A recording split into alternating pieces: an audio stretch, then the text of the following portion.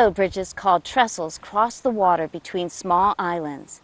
At sunset, Nick flies over. His shadow slides along the tracks like a train. Boats usually travel in the middle of the river where the water is deepest. The track that crosses the channel is raised like a drawbridge so boats can pass under. Nick lands on the top and looks at the houses and docks built on the shores. He flies to the south shore and lands near the Russell Park boat launch. A driveway of gravel slopes into the river. The grass on either side of the driveway is blocked off with "No parking" signs. Nick stands very still when he sees a frog hopping across the grass. Across the street are many historic homes. In front of one, a woman and a girl walk out and down the front porch steps.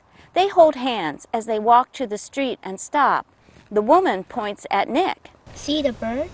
What kind is it, Mommy? The girl asks. The frog hops closer to Nick and eats a mosquito. Some kind of heron, I think.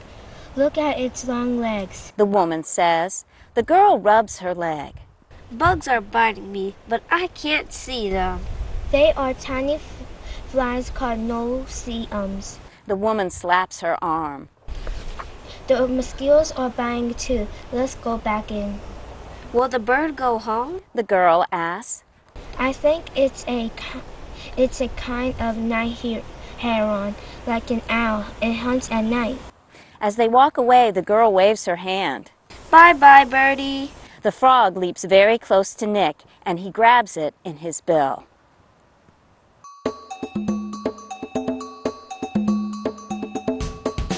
I'm Carol Mahler, author of Adventures in the Charlotte Harbor Watershed. Today, I'm at the television studios of the School District of Lee County, and with me today is Rick Tully. Hi, I'm Rick Tully, and I'm with the Environmental Education Program of the School District of Lee County. And today I'd like to read one of the contributions of Desiree Companion. She wrote, Flooding by Desiree Companion, Sarasota County Surface Water Planning and Regulatory. Flooding is a part of the Earth's natural hydrologic cycle. Floodplains are low-lying areas near coastlines, rivers, and streams that temporarily store excess surface water caused by storm surge or intense rainfalls. Many people want to live by water, and their homes and businesses have filled these once natural storage systems. Flooding only becomes a problem when met with human habitation. Rick, tell me a little bit about flooding. I mean, is it unusual? Flooding in South Florida is a natural part of our yearly cycle. During the summer, we have intense rainfalls, and much of our land surface area is flooded. It's a very natural part of our ecosystem. All of our plants and animals and the systems that they live in have evolved with flooding as a natural part of their annual cycle. Some of our areas stay wet virtually all the time. Other areas are dry virtually all the time. And in between those two extremes, we have every combination you can imagine. Many of our areas need to be flooded about half the year, and some more than that, some less than that. So flooding is a very normal, natural part of South Florida. Well, now, sometimes flooding inconveniences people. Oh, that's very true. People have moved in, and we live in these areas. We don't like to be standing in water all the time. We don't like our feet wet, and so we have engineered many parts of our county to dry out so that we can have our roads and our houses and sidewalks and to live a more human kind of life on dry land. Great. Thanks for talking with me today, Rick. I really appreciate it. And we appreciate the opportunity to share all of this.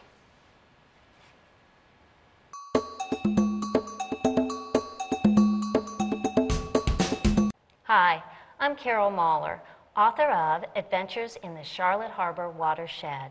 Today, I'm at the television studios of the School District of Lee County, and with me is Toni Westland. Hi, I'm Toni Westland, Supervisory Refuge Ranger out at the J.N. Ding Darling National Wildlife Refuge out on Sanibel Island. Thanks for being here today. Thank you. And we're going to be part of the book. I'm going to read The Residential Development by Curtis Porterfield, Polk County Natural Resources Division. Florida is developing fast. Many houses, shopping centers, and roads are being built. When people build, they often get rid of natural lands and surface water to make room for buildings and roads. This means that many animals and plants lose their homes.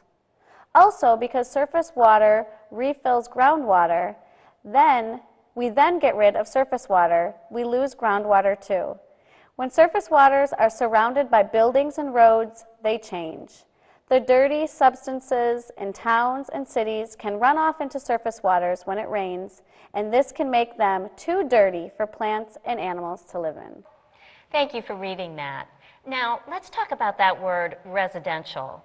I'm a resident. I live in a home called a residence, so that's where we get that word residential from. So I'm actually part of residential development. Right, and so are most of us. We all live in our homes, but we also have to remember that we need a balance, that wildlife too also needs homes. Animals need food, water, shelter, and space, and so do we. So we need homes to live in, churches to go to, stores, shopping centers, but we need a balance between that, and we also need those wonderful protected areas for wildlife. Now, can I create some protected wildlife space in my home? Very good point. You know, we all have an opportunity to provide that habitat for wildlife in our backyards. It can be planting native plants and providing those food sources. Now, we never want to feed wild animals, but by putting the right things in your backyards, you can attract wildlife. Great. Thanks for talking with me today. I've really enjoyed it. Thank you.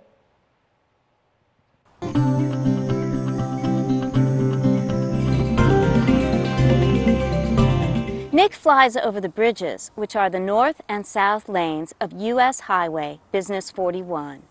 They were built high above the river, so even tall boats can pass under. Nick lands in the water beside an island. Two men sit in the shade of Australian pines.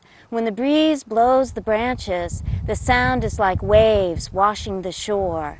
The first man asks, Did you know this island was named for a fellow named Lofton? The second man pours coffee from a thermos into a cup. Who's he? The first man says, He drained the river back in 1910. He made it wider and deeper from here to La Belle. This island is sand he dug from near the south shore where the Fort Myers Yacht Basin is now. Nick watches dragonflies zip over the water. The second man sips his coffee. This is a huge pile of sand. The river must have been very shallow. Standing very still, Nick sees a mud crab. The first man says, It was different then. Docks were with packing houses jetted out into deep water. Two piers even had tracks for trains. So what happened? The second man asks. The docks were taken out because most businesses had failed. It was the Great Depression.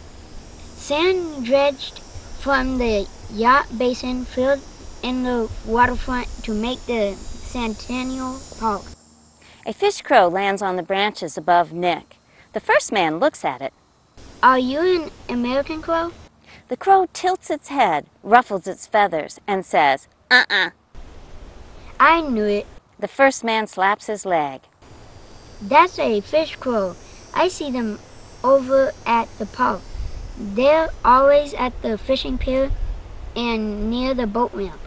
The second man points at Nick. I see herons like that one when I'm at the park. As the men walk away, Nick grabs the crab.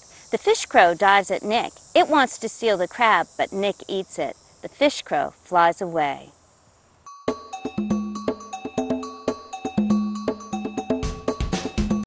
Hi, I'm Carol Mahler, author of Adventures in the Charlotte Harbor Watershed. Today, I'm at the television studios of the School District of Lee County, and with me today is Rick Tully.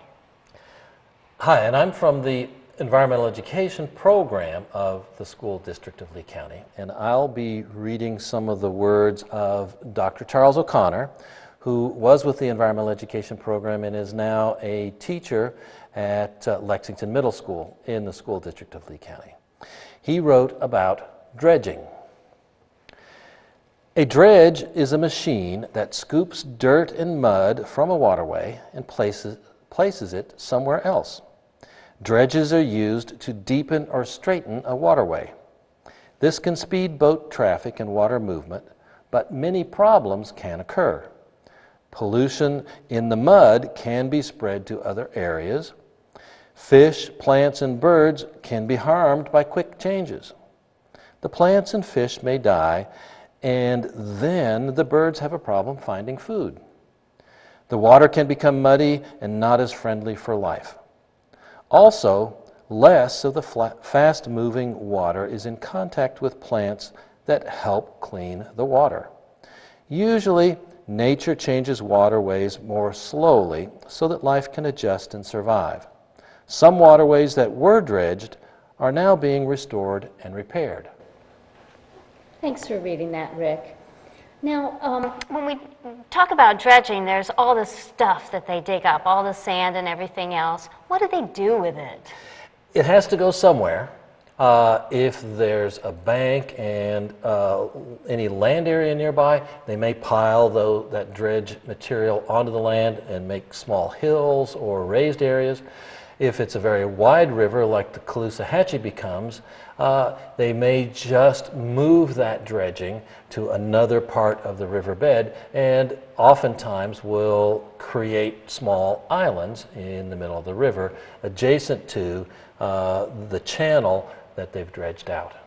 Now, we call those islands spoil islands, spoil being the name for that sand that they dig up out of the dredges. And actually in the book, I write about one of those spoil islands called Lofton Island. Yes, Lofton Island is an island that many people know about, use, and enjoy picnicking on, but many people may not realize that that's not a natural island. That is spoil, that is material that was taken out of the channel of the Caloosahatchee River. All right, now what about these rivers that they're restoring? Can you talk about that a little bit? One river that is really becoming a great success story in restoration is the Kissimmee River. The Kissimmee naturally flowed from Orlando to Lake Okeechobee in a very curvy, sinuous way, often overflowed its banks and created marshes. And to protect the people, to dry out land, to create dry agricultural areas, that river was straightened. And that straight flow carried water very, very quickly to Lake Okeechobee, made major problems with the lake because the river wasn't cleaning itself, wasn't purifying itself by moving through those curves over and over down from Orlando. Now that they've tried to reintroduce some of those curves, many of the native plants are coming back from seeds that were dormant in the mud, and with the plants have come the native animals, the native fish, and it really is a growing success story in the restoration effort of a former sinuous river became straight canal, now becoming sinuous river again.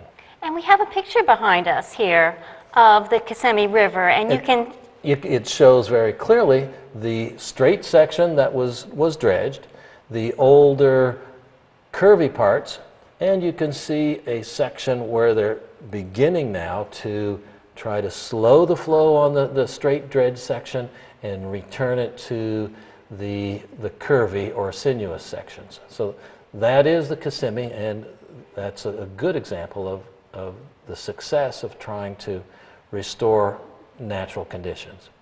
Well, Rick, thanks for talking with me today. I really enjoyed it. And it has again been my pleasure.